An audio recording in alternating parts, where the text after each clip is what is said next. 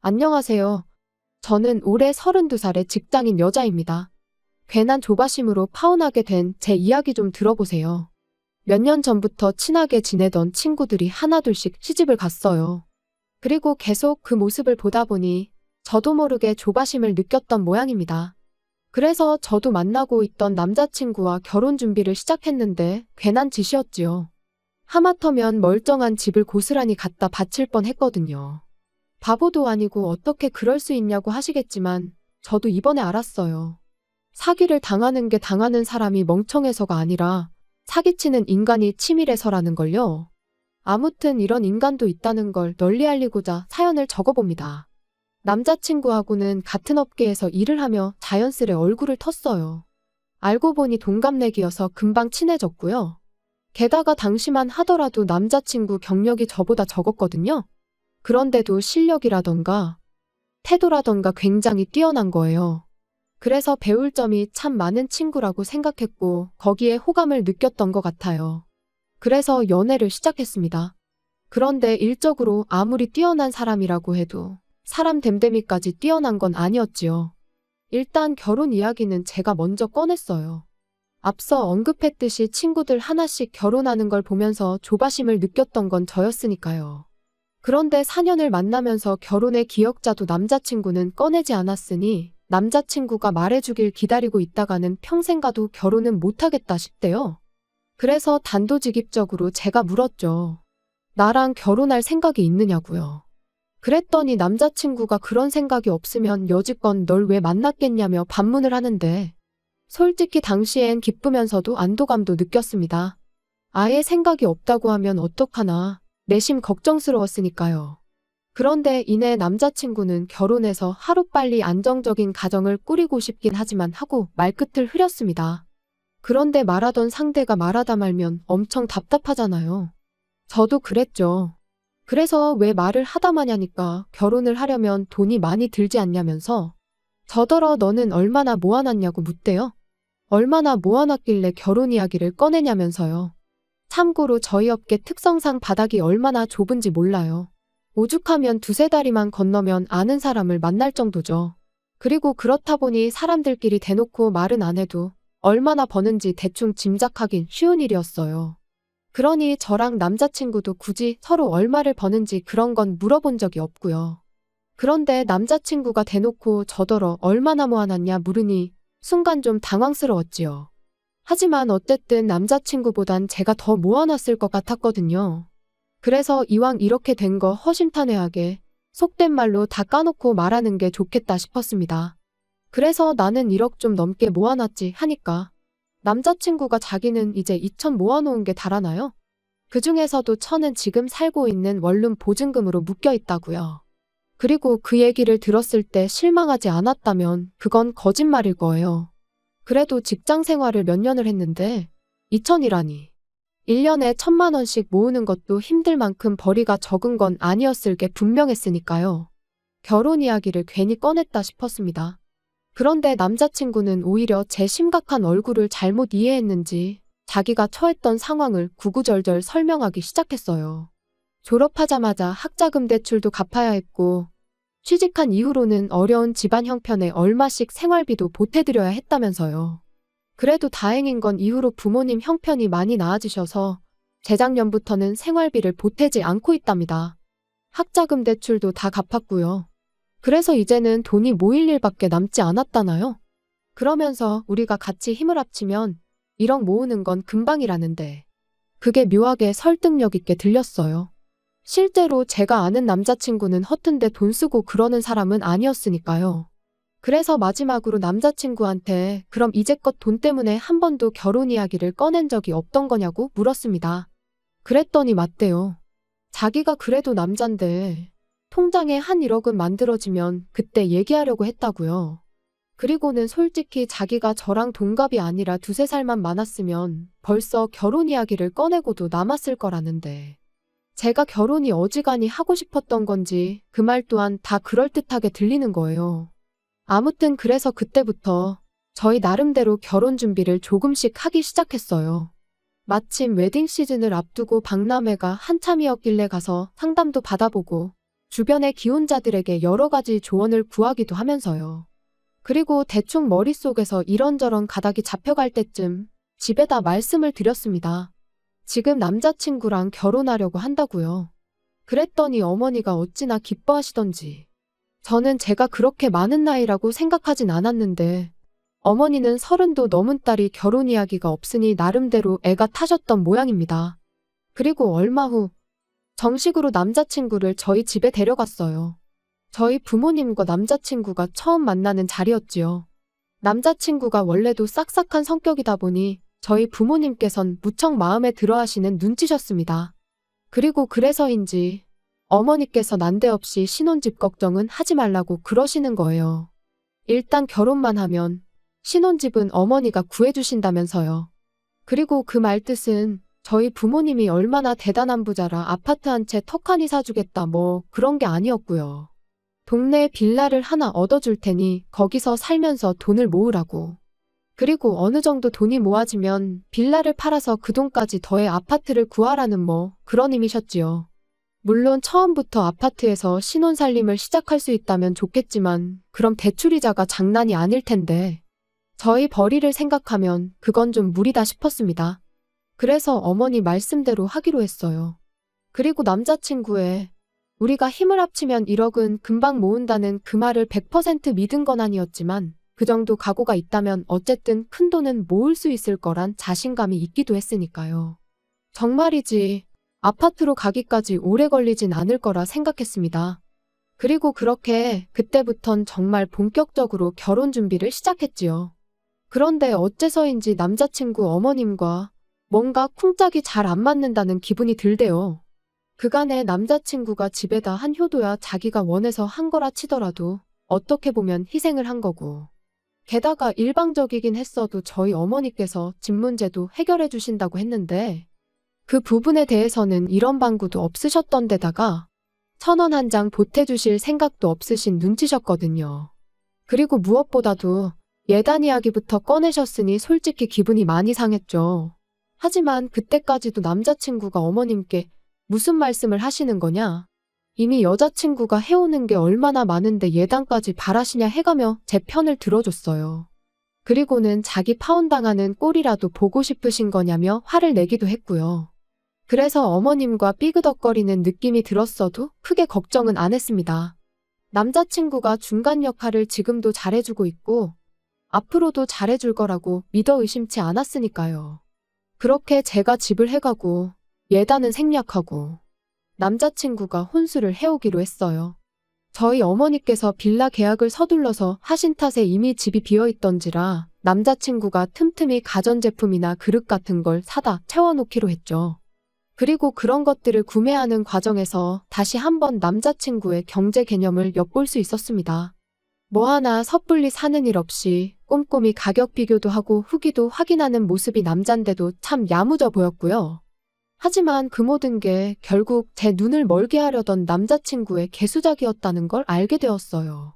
남자친구의 자취방 계약 기간이 끝나가고 있던 무렵 결혼식까지는 3달 정도 남은 상황이었습니다. 그런데 남자친구가 저한테 빌라에 먼저 들어가 지내면 안 되겠냐 물어보대요. 빌라는 이미 비어있고 자기가 짐도 어느 정도 챙겨놓았지 않냐며 본가로 돌아가기보단 그 편히 출퇴근하는데 편할 것 같다면서요. 하지만 저희 어머니께서 아무리 그래도 신혼집인데 시골리고 같이 들어가면 좋겠다 하셨습니다. 그러니까 남자친구가 꽤나 아쉬워했는데 저도 어머니의 말씀이 맞다고 생각했네요. 남자친구가 먼저 빌라에 들어가면 남자친구 어머님 입장에선 와보고 싶으실 수도 있고 그럴 수도 있잖아요. 그런데 제가 없는데 왔다 가시면 제 기분이 썩 좋을 것 같지 않았거든요. 아무튼 그래서 일단 남자친구의 집은 빼서 본가로 보내기로 얘기가 되었습니다. 그래도 다행히 남자 혼자 살던 집이라 짐이 많지는 않대요. 그래서 1차로 짐 정리가 끝나자마자 남자친구가 먼저 본가로 향했고 저는 혼자 남아 자질구레한 것들을 정리하기 시작했어요. 만약 그때 그 자질구레한 것들을 정리하지 않고 대충 어디다 처박기라도 했으면 전 지금쯤 빼도 박도 못하고 웨딩 마치를 올리고 있었을지도요. 큰 짐이 빠져나가고 빈 방을 보니 제 방도 아닌데 기분이 싱숭생숭했습니다. 하지만 언제까지 감상에 젖어 있을 건 아니었으니 얼른 다시 정리를 시작했어요. 그러다 남자친구의 통장을 발견했는데 잡동사니들 밑에 깔려 있는 걸로 봐선 통장 정리를 한참 동안 안 했겠구나 싶었죠. 그래서 별 생각 없이 상자에 옮겨 넣으려다가 문득 그래도 마지막에 정리했을 땐 얼마나 모여 있었을까 궁금해지대요. 그래서 통장을 열었는데 그 순간 큰 배신감에 잠깐이지만 파혼해야 하나 생각이 들었어요. 마지막 통장 정리가 반년 전이었는데 잔고가 5천만 원이 넘게 찍혀 있었으니까요. 그리고 그때 방문이 벌컥 열리더니 남자친구였습니다. 당장이라도 숨이 넘어갈 것 같이 핵핵댔지요.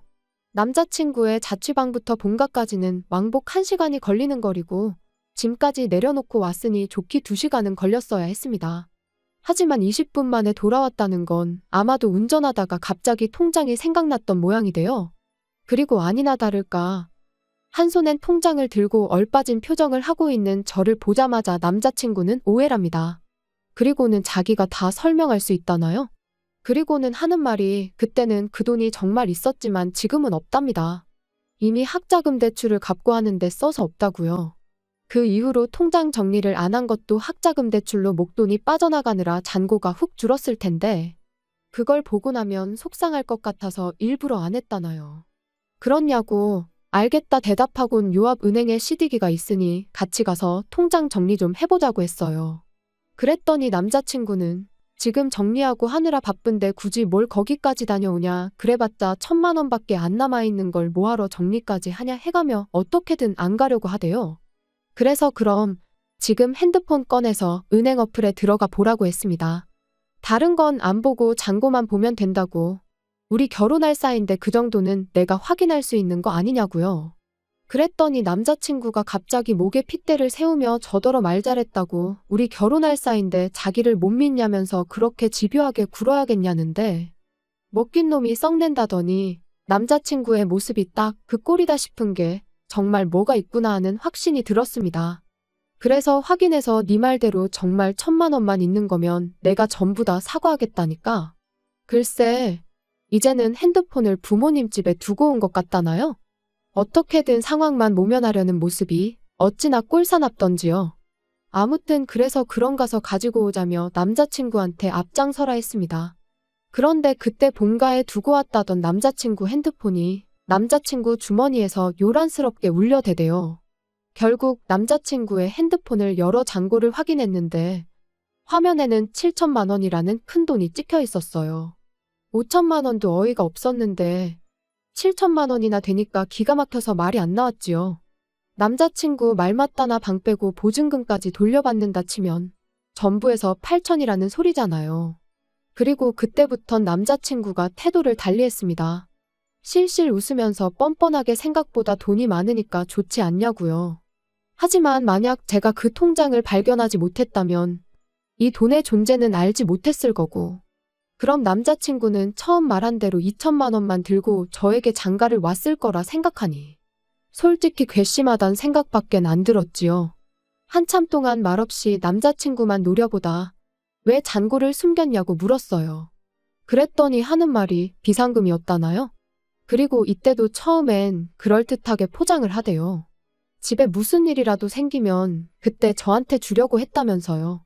하지만 아무리 그렇다고 하더라도 결혼이라는 큰일을 앞두고 결혼할 여자가 1억을 모았다는데 자기도 8천이나 있으면서 거기서 6천을 누락시키는 건 말이 안 되잖아요.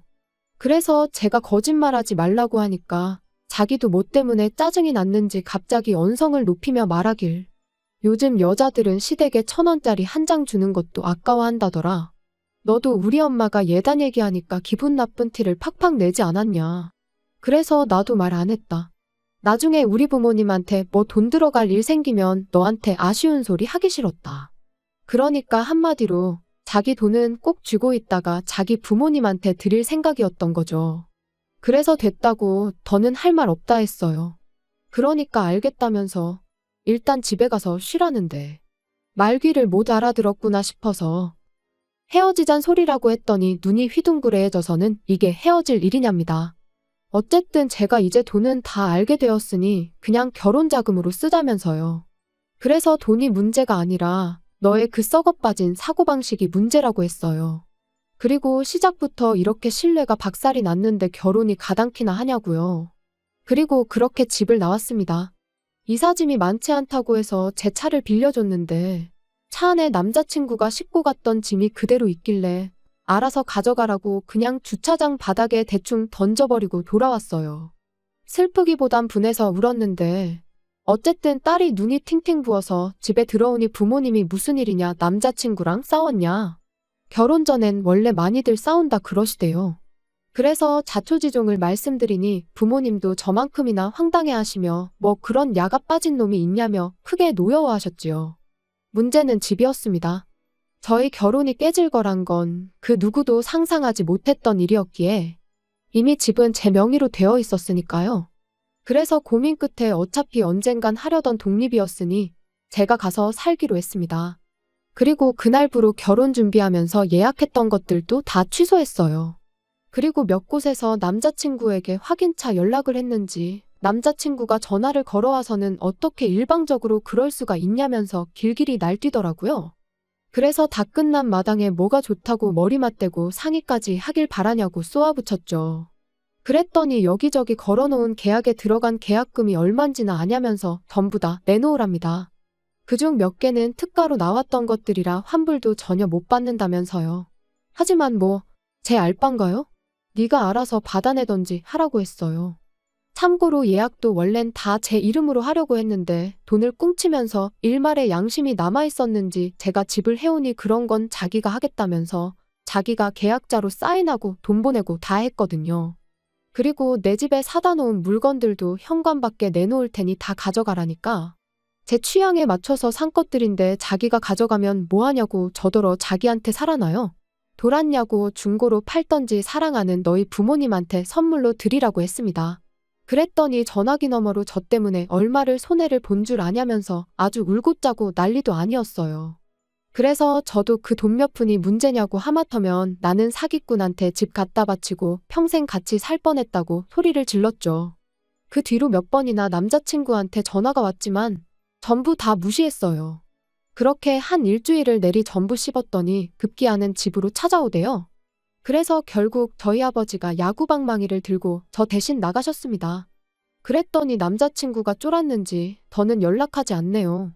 이쪽 업계가 바닥이 좁다 보니 원하지 않아도 금방 저희가 파혼한 게 소문이 날 겁니다. 그게 조금 걱정이긴 해요. 남자친구가 워낙 사회생활을 잘하니 어떤 프레임을 저한테 씌울지 두려운 거죠. 그래서 제가 먼저 적극적으로 파혼한 걸 이야기하고 다녀야 하나 싶기도 하고. 아무튼 남자친구가 마지막으로 저한테 한 말이 너 때문에 쫄딱 망했다는 소리였는데 남자친구 소식을 다시 듣게 되는 날이 온다면 진짜로 쫄딱 망했다는 소식이었으면 좋겠네요.